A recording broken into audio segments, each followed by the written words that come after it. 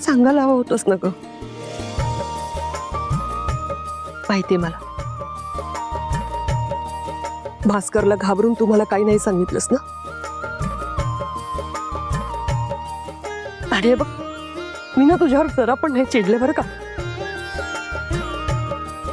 उलट मी खूप खुश आहे माहितीये. मी पुन्हा एकदा आजी होणार आहे खरंच. आणि हे बघ, आता जे काही झालं ना ते सगळं डोक्यातनं काढून टाकायचं. काही डोक्यात ठेवायचं नाही, टेन्शन घ्यायचं नाही. मी आहे ना, सगळं व्यवस्थित होईल. हा, फक्त आराम करायचा.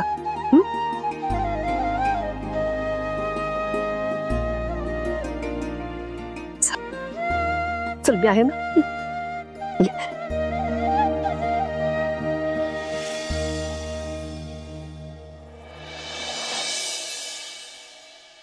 मला नाही सांगितलंस काय? सावी आल्यापासून माझी किंमत कमी झाली काय? या सगळ्याची तुम्हाला काय किंमत मोजावी लागते ना, ते कळेल तुला आता.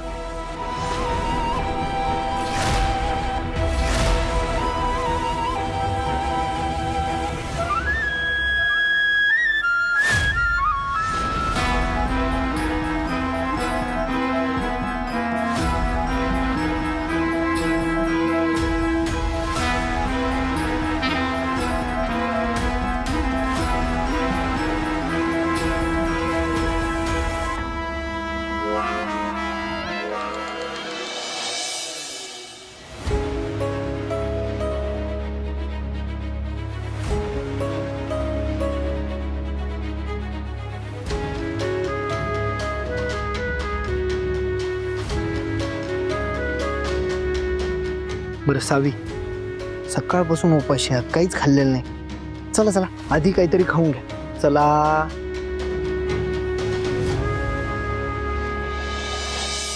या.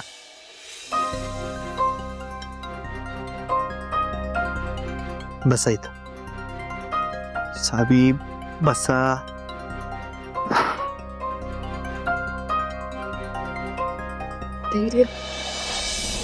या घरात असं काही होत असेल याच्यावर माझा विश्वासच बसत नाही.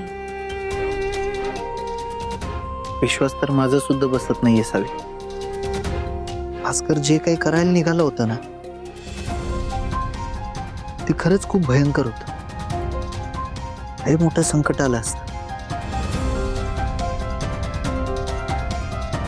पण फक्त तुमच्यामुळे ते संकट टळलं.